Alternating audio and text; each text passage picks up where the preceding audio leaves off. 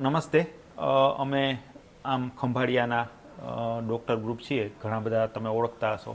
Social મીડિયામાં ક્યાંક ને ક્યાંક આપણે મળતા હોઈશું, કે ક્યાંક પ્રસંગોપાત મળેલા હોઈશું, કે ક્યારેક તમે હોસ્પિટલ આવ્યા હશો, કે ક્યારેક અમે ગામડે કે કોઈ પ્રસંગોમાં આવ્યા હશું ત્યારે આપણે મળ્યા હશું.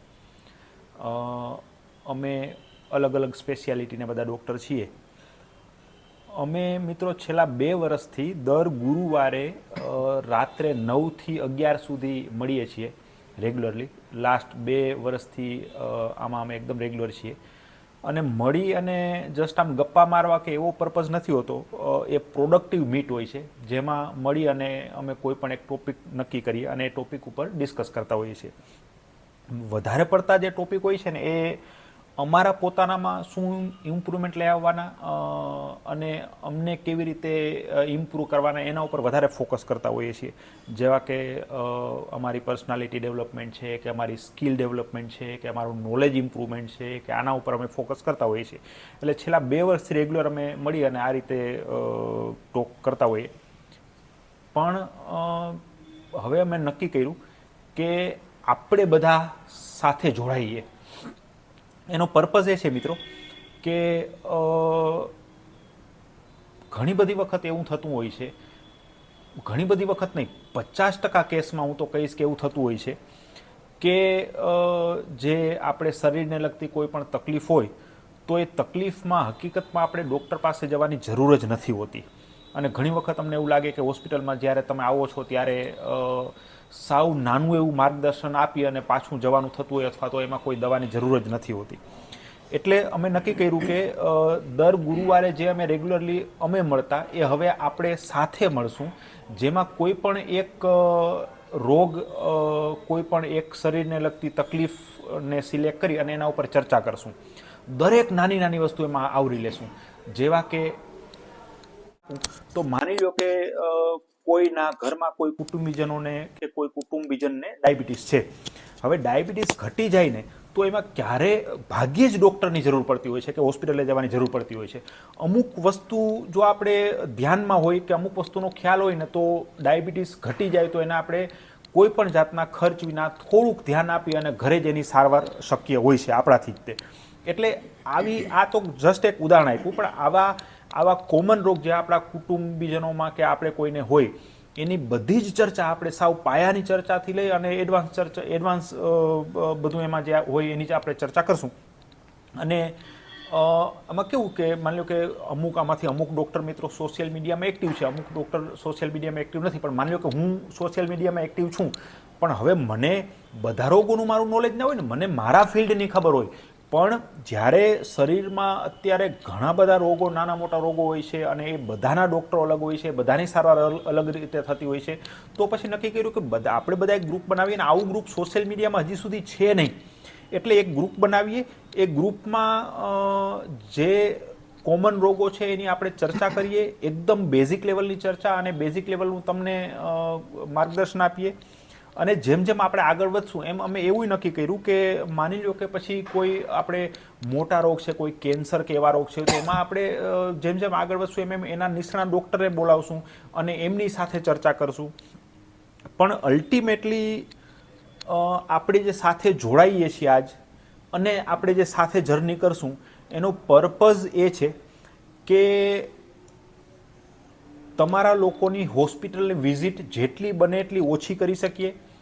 નાની મોટી તકલીફ જેનું સોલ્યુશન ઘરે જ આવી શકતું હોય તો એમાં તમને માર્ગદર્શન આપીએ, જેનાથી તમારે હોસ્પિટલે દોડવું ના પડે, ખર્ચા ઘટે, સમય ઘટે અને ઘણા બધા રિસોર્સને આપણે બચાવી શકીએ.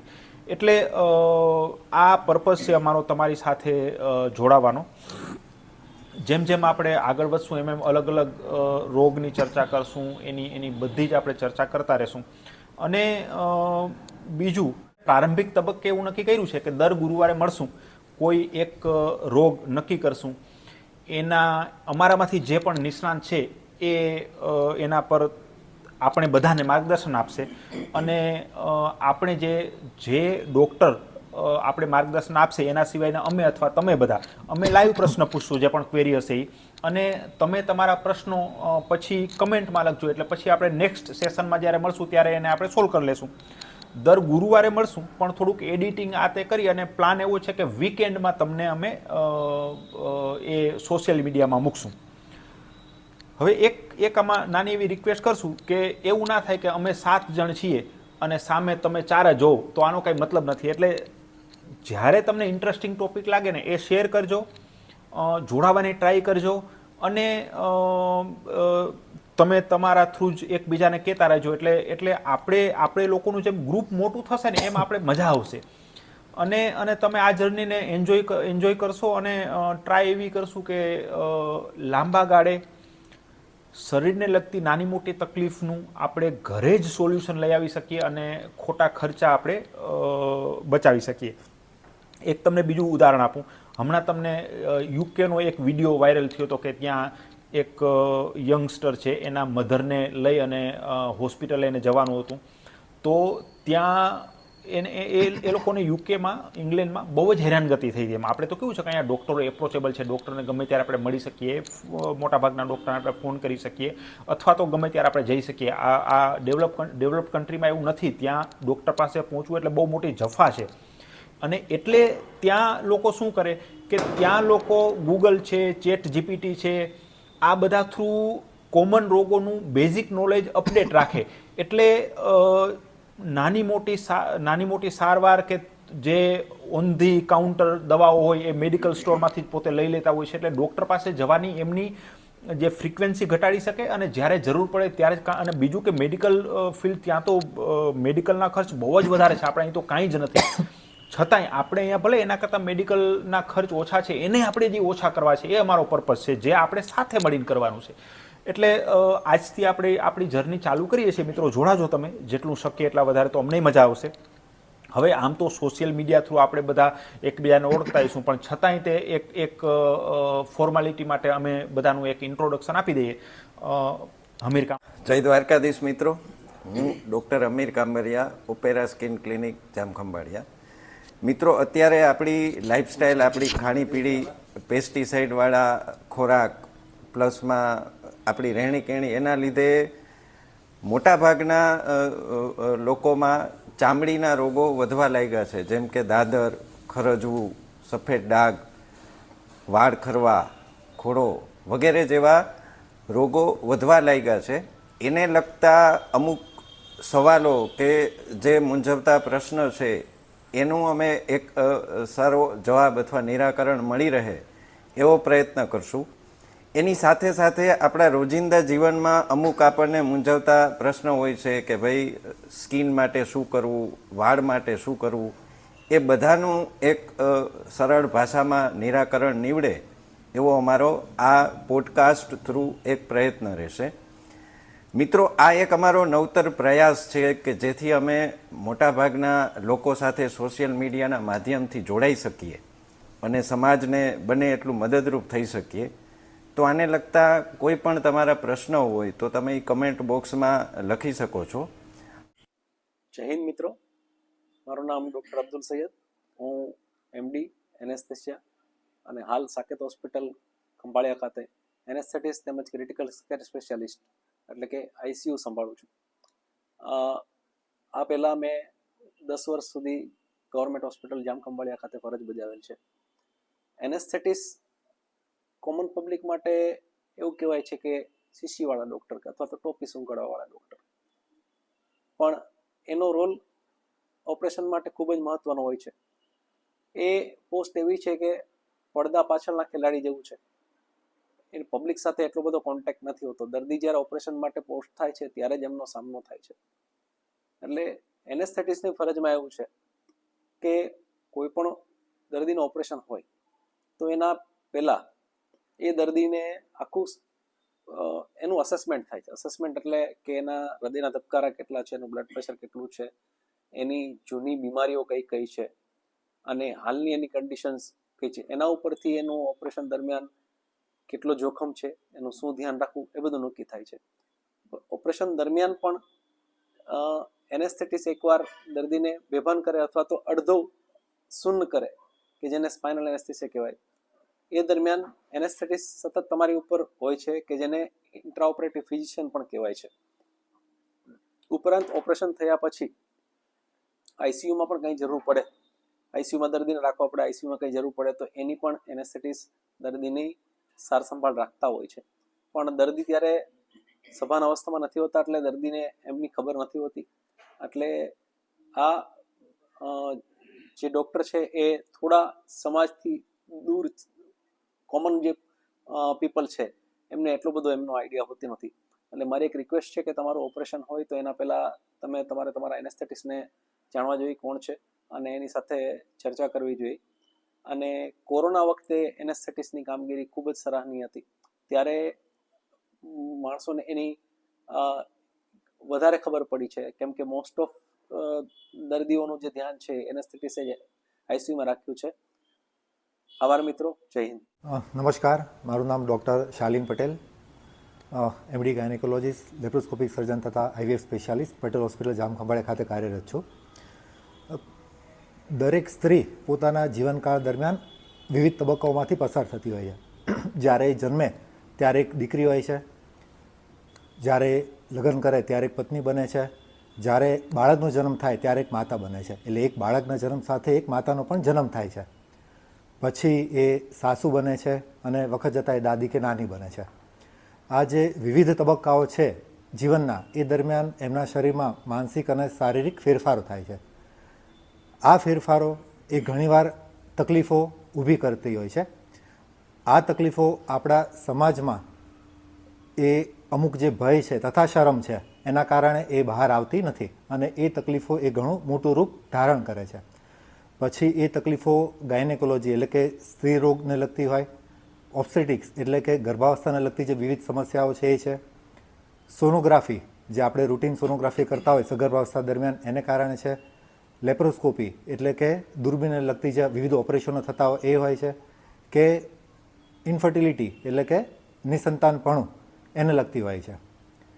તો આપણે આ જે પોડકાસ્ટ શરૂ કરીએ છીએ એમાં આ જે બધા અવગણના પામેલી, ચૂપ રહેલી બધી જે સમસ્યાઓ છે એના વિશે ચર્ચા કરીશું અને એની વૈજ્ઞાનિક રૂપે એની સરળ ભાષામાં સમજ આપીશું. યાદ રાખો, એક સ્ત્રી જે છે એ જો સ્વસ્થ હશે તો એક ઘર જે છે, એક પરિવાર છે એ સ્વસ્થ રહેશે. એક પરિવાર સ્વસ્થ હશે તો એક સમાજ સ્વસ્થ રહેશે. તો એક સ્વસ્થ સમાજના નિર્માણ માટે એક સ્ત્રીનું સ્વસ્થ હોવું જરૂરી છે. તો ચલો એક આરોગ્યપ્રદ સ્વસ્થ સમાજનું નિર્માણ કરીએ અને એક આરોગ્યપ્રદ યાત્રા શરૂ કરીએ. નમસ્કાર. નમસ્તે મિત્રો, હું છું ડૉક્ટર લક્ષ્મણ. હું ગવર્મેન્ટ હોસ્પિટલમાં કન્સલ્ટન્ટ પેથોલોજીસ્ટ છું અને પેથોલોજીમાં ગોલ્ડ મેડાલિસ્ટ છું. મેં ટ્રાન્સફ્યુઝન મેડિસિન અને એમ્બ્રિયોલોજીમાં એક્સપર્ટાઇઝેશન કર્યું છે.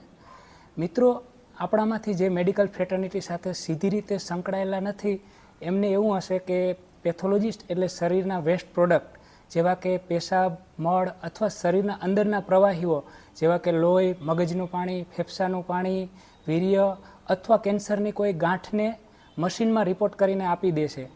પણ મેડિકલ ફિલ્ડમાં પેથોલોજીસ્ટની શું ભૂમિકા હોય છે એ હું થોડું ટૂંકમાં સમજાવું. પેથોલોજીસ્ટ એટલે એક એક્સપર્ટ મેડિકલ સ્પેશિયાલિસ્ટ ડૉક્ટર કે જ્યારે શરીરમાં કોઈ રોગ આવે અથવા ફેલાય ત્યારે શરીરના અમુક નમૂનાઓનું એનાલિસિસ કરી અને એ રોગના મૂળ સુધી પહોંચે છે અથવા એ રોગના પ્રોગ્રેસની માહિતી આપે છે. બહુ સરળ રીતે સમજાવું તો જ્યારે કોઈ દર્દી ડૉક્ટર પાસે જાય, ડૉક્ટર એ દર્દીને તપાસે છે અને તપાસી અને એક નિષ્કર્ષ સુધી પહોંચે કે આ દર્દીને કોઈ આ 2 કે 3 કે 4માંથી એક રોગ હોઈ શકે. ત્યાર પછી અમારો એટલે કે પેથોલોજીસ્ટનો રોલ ચાલુ થાય છે.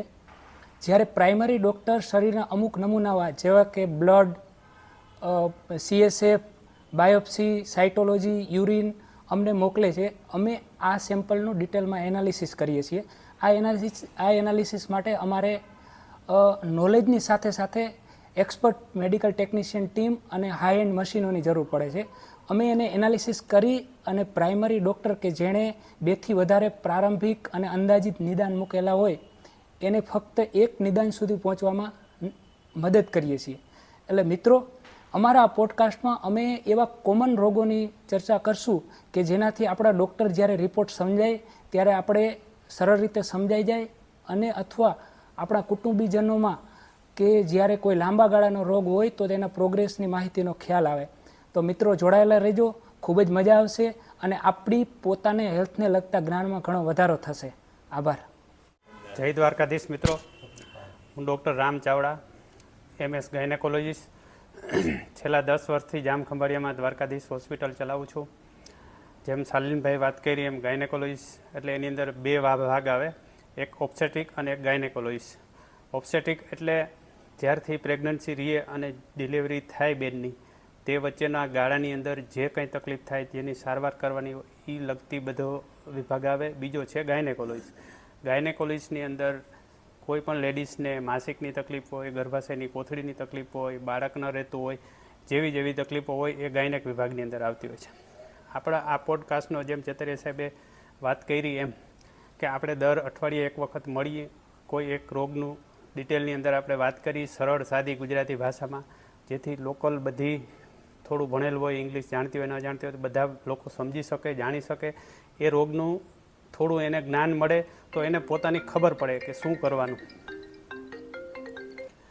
જેથી કરીને આપણે કોઈ પણ એવા તકલીફ ગાયનેક રિલેટેડ અથવા ઓબ્સ્ટેટ્રિક રિલેટેડ આપણે એવા પ્રોબ્લેમ લઈએ કે એનો સામાન્ય લોકોને મૂંઝવતા હોય પ્રશ્નો જે સરળતાથી સમજી શકે અને એને આગળ કોઈ તકલીફ થાય તો એને ક્યારે બતાવવું, શું કરવું, એનું મહત્ત્વ શું છે એ બધી જાણ લોકો સમજી શકે. જેથી કરીને આપણે દર અઠવાડિયે પોડકાસ્ટની અંદર એકવાર રોગની તપાસ વાત કરશું, ડિસ્કસ કરશું, જેથી લોકો આપણી સાથે વધારેમાં વધારે મિત્રો, હું છું ડૉક્ટર હમીર માડમ, પીડિયાટ્રિશિયન, સહયોગ હોસ્પિટલ જામખંભાળિયા. આમ તો આપણી ચેનલ છે, આપણે વિડીયોઝ બધા શેર કરતા હોઈએ છીએ, પણ જેમ ચેતરિયા સાહેબે વાત કરી એમ આજે એક ગ્રુપ 7 થી 8 ડૉક્ટર જુદી જુદી સ્પેશિયાલિટીના જોડે થઈ અને એક પોડકાસ્ટ ચાલુ કરવા જઈ રહ્યા છીએ. તો પીડિયાટ્રિશિયન બાળકોના ડૉક્ટર તરીકે બાળકોની માતા પિતાને જે મૂંઝવતા પ્રશ્નો હોય, જેમાં શરદી, ઉધરસ, તાવ, ઝાડા ઉલટી, અમારી 80% ઓપીડી છે આની જ હોય કે ભાઈ શરદી, ઉધરસ, તાવ, ઝાડા ઉલટી. અને એમાં એવું બને કે ઘણા કેસમાં જો તમારી પાસે સામાન્ય માહિતી હોય તો એવું બને કે તમારે ક્યારેક હોસ્પિટલે જ ના જવું પડે. અમુક દવાઓ હોય તમે ઘરે રાખો તો એ તમે પાછી રિપીટ કરી શકો. એટલે આ બધી વસ્તુ કેવું છે કે ઘણા માણસોને નથી ખબર હોતી અને હોસ્પિટલે વારંવાર ધક્કા થાય, તો એ બધા પ્રશ્નોનું નિરાકરણ આવે એના માટે આપણી આ ચેનલ છે. બીજી વસ્તુ, નવા રોગ આવતા હોય બાળકોમાં, નવી રસી આવતી હોય, નવી દવા આવતી હોય, આખા વર્લ્ડમાં શું ચાલે છે અત્યારે, બાળકોનો વિકાસ કેવી રીતના માપીએ છીએ, નવી ટેકનોલોજી કઈ છે, આ બધી વસ્તુ આપણે અહીંયાથી ચર્ચા કરશી કે જેને લીધે તમને પણ ખબર પડે કે ભાઈ બાળકોના વિજ્ઞાનમાં શું ચાલી રહ્યું છે. અને લાસ્ટમાં તમારા જે કોઈ પ્રશ્ન હોય કે ભાઈ કમેન્ટ દ્વારા અથવા મારા ફ્રેન્ડ્સમાંથી કોઈ પૂછે કે આવા પ્રશ્ન અમને આવે છે કે ભાઈ બાળકોનું વિકાસ બરોબર થાય છે કે નહીં, કેમ ખબર પડે આપણે, પછી બાળક ખાતું નથી તો એના શું કારણ હોઈ શકે, બાળક વધારે સ્ક્રીન જોવે છે તો આપણે એને કેમ એવોઇડ કરવાની. તો આ બધા પ્રશ્નોનું પણ આપણે નિરાકરણ કરશું. તો અમે આશા રાખીએ કે આ પોડકાસ્ટ છે તમને લોકોને ખૂબ જ ઉપયોગી બને અને છેલ્લે અહીંયાથી જે પણ અમે લોકો શેર કરીએ એનું એકમાત્ર એમ કે પર્પઝ એ જ છે કે તમને લોકોને આ બધી માહિતી મળે સામાન્ય ભાષામાં, અને એવું કરવાથી તમારા હોસ્પિટલના ધક્કા ઓછા થાય. આભાર. અને મિત્રો, હું છું સોમાત ચેતરિયા, સાકેત હોસ્પિટલ, મિનિમલ ઇન્વેઝિવ સર્જન. મિત્રો, સાથે મળી અને આપણી આ જર્ની આજે ચાલુ કરી. પર્પઝ એ જ છે કે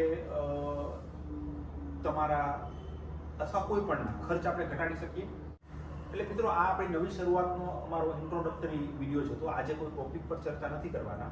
જેમ જેમ આગળ વધશું એમ આપણે એક રોગ લેશું, એની બધી જ માહિતી તમને આપશું, બેઝિકથી લઈને એડવાન્સ સુધીની બધી જ.